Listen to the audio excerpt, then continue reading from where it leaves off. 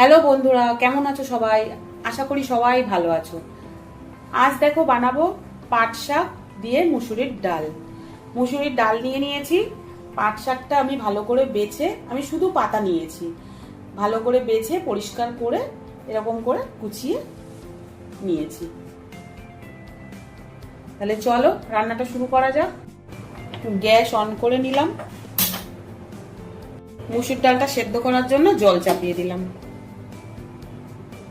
জল ফুটে গেছে, মুসুর ডালটা আমি ধুয়ে নিয়েছি, দিয়ে দিচ্ছি। সামান্য একটু নুন দিয়ে দিচ্ছি।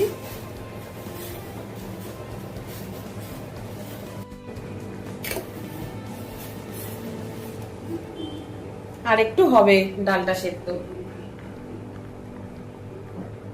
একটু কাঁচা লঙ্কা দিয়ে দিচ্ছি। এবার আমি পাট শাকটা দিয়ে দেব।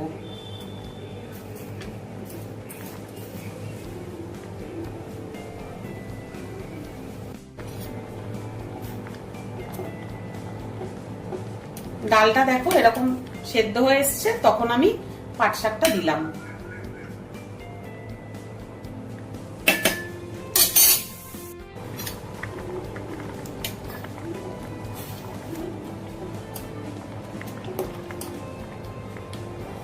আর একটু সেদ্ধ হবে। সামান্য একটু হলুদ গুঁড়ো দিয়ে দিচ্ছি।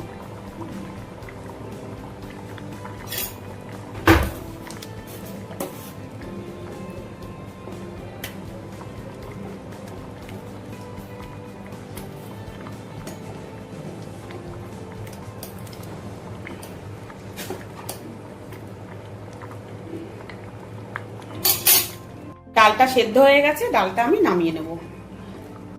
ডালটা সাদলাবো, কড়া চাপিয়ে দিলাম। কড়া গরম হয়ে গেছে, সর্ষের তেল দিয়ে দিচ্ছি।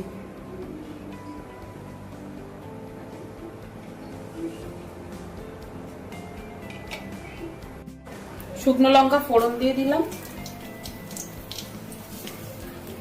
কালো জিরে ফোড়ন দিয়ে দিলাম।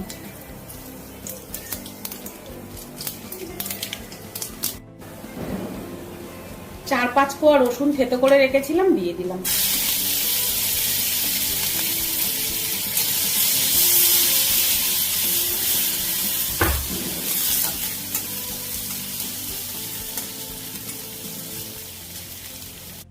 রসুনটা দেখো ভাজা ভাজা হয়ে গেছে।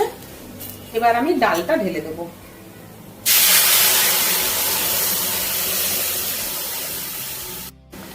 সামান্য একটু জল দিয়ে দিচ্ছি।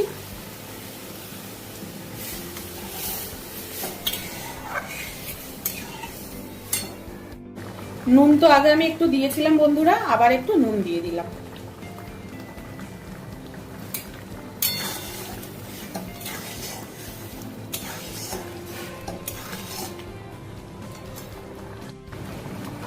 পাট শাকের ডাল তোমরা কারা কারা খেতে পছন্দ করো বন্ধুরা? আমার তো খুব পছন্দ পাট শাকের ডাল।